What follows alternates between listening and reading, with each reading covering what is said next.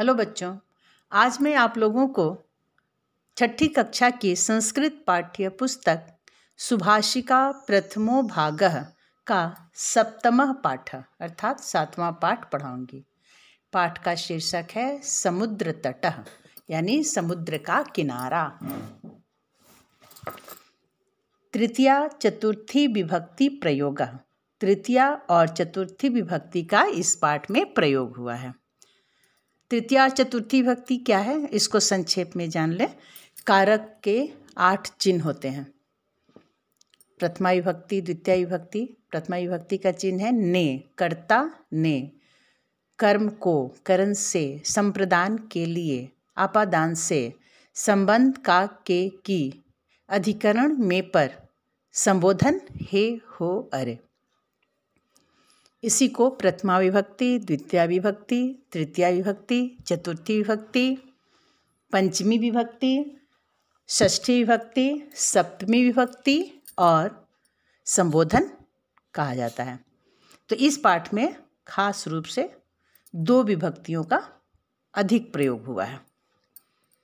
ऐसा समुद्र तटः, यह समुद्र तट है यानी समुद्र का किनारा है। ये समुद्र का किनारे का दृश्य है। यहाँ बच्चे खेल रहे हैं, कुछ लोग लहरों में नहा रहे हैं, कुछ लोग नौका विहार कर रहे हैं। तो समुद्र तट के दृश्य का वर्णन है इसमें। अत्र जनाः पर्यटनाय आगच्छन्ति, यहाँ लोग घूमने के लिए आते हैं। पर्यटनाय का मूल शब्द है पर्यटन, जिसका अर्थ होता है घूमना, लेकिन यहाँ पे इसमें चतुर्थी विभक्ति लगी है, तो इसलिए इसका अर्थ क्या हो गया? चतुर्थी विभक्ति का चिन्ह होता है के लिए। तो पर्यटनाय यानी घूमने के लिए, यहाँ लोग घूमने के लिए आते हैं। केचन तरंगैः क्रीडन्ति, कोई लहरों से खेलते हैं। केचन च नौकाभिः जलविहारं कुर्वन्ति, कुछ लोग नाव से जल विहार करते हैं। जल विहार करते हैं यानी जल में घूम रहे हैं। यहाँ देखिए नौका विहार यानी नौका में बैठकर ये लोग जल में घूम रहे हैं। तेषु केचन कन्दुकेन क्रीडन्ति, उनमें से कुछ लोग गेंद से खेलते हैं। कन्दुकेन, यहाँ पे कंदुक शब्द है जिसका अर्थ होता है गेंद, और तृतीया विभक्ति लगी है तो हो गया कन्दुकेन। तो कन्दुकेन यानी गेंद से खेलते हैं। बालिका बालकाः च बालुकाभिः बालुकागृहं रचयन्ति, लड़कियां और लड़के बालू से बालू का घर बनाते हैं। बालुकाभिः, ये भी तृतीय विभक्ति बहुवचन है। मध्ये मध्ये तरंगा बालुकागृहं प्रवाहयन्ति, बीच बीच में लहरें बालू के घर को बहा कर ले जाती हैं। एषा क्रीड़ा प्रचलति एव, यह खेल चलता ही रहता है। समुद्र तटः न केवलं पर्यटन स्थानानि अपितु मत्स्यजीविनः अपि स्वजीविकाम् अत्र चालयन्ति, समुद्र का किनारा केवल घूमने का स्थान नहीं है, बल्कि मछुआरे तो अपनी जीविकापार्जन भी यहीं से चलाते हैं, यानी उनके जीने का साधन भी समुद्र का किनारा ही है।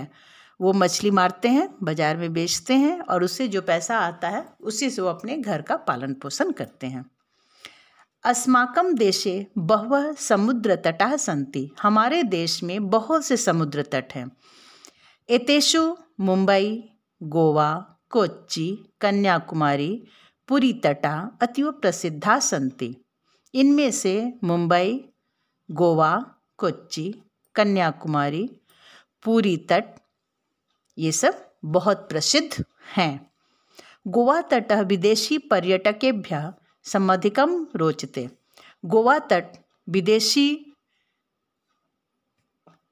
पर्यटक को बहुत भाता है, यानी विदेश से जो लोग घूमने आते हैं उनको गोवा बहुत पसंद है। गोवा देख ऐसे बहुत ही अच्छी जगह है भी। विशाखापट्टनम तटः वैदेशिक व्यापाराय प्रसिद्ध, और विशाखापट्टनम जो है उसका किनारा, वहाँ पे विदेशी लोग व्यापार के लिए आते हैं, तो इसके लिए वो प्रसिद्ध है। कोची तटः नारिकेल फलेभ्यः ज्ञायते, और कोची तट जो है वो नारियल फल के लिए जाना जाता है।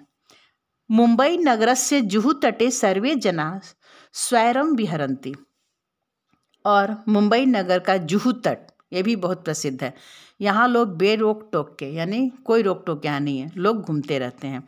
चेन्नई नगरस्य मेरिना तटः देशस्य सागर तटेषु दीर्घतमः, और चेन्नई नगर का मेरिना तट ये देश का सबसे बड़ा, दीर्घतमः यानी सबसे बड़ा सागर तट है।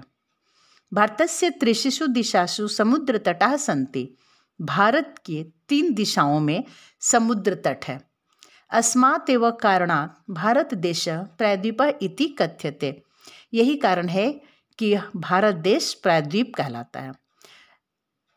प्रायद्वीप क्या है, भूगोल में आप लोग पढ़े होंगे, ऐसा स्थल भाग जो 3 तरफ जल से घिरा हो, ऐसे भाग को प्रायद्वीप कहा जाता है। तो हमारा भारत देश भी 3 ओर से जल भाग से घिरा हुआ है, तो भारत को इसीलिए प्रायद्वीप कहा जाता है। पूर्व दिशायाम बंगोपसागरः, दक्षिण दिशायाम हिंद महासागरः, पश्चिम दिशायाम च अरब सागरः अस्ति। पूर्व दिशा में बंगाल की खाड़ी, दक्षिण दिशा में हिंद महासागर और पश्चिम दिशा में अरब सागर है। एतेषां त्रयाणाम् अपि सागराणां संगमः कन्याकुमारी तटे भवति। इन तीनों सागरों का संगम कन्याकुमारी तट पर होता है। अत्र पूर्णिमायां चंद्रोदयं सूर्यास्तं च युगपवेद द्रष्टुम शक्यते। यहाँ पूर्णिमा के दिन चंद्रोदय यानी चंद्रमा का उगना और सूर्यास्तम यानी सूर्य का अस्त होना, ये दोनों एक साथ देखा जा सकता है। तो बच्चों, इस वीडियो में आप लोगों ने इस पाठ का अर्थ समझा, जाना। अगले वीडियो में मैं इसी पाठ का प्रश्न उत्तर करना आप लोगों को बताऊंगी।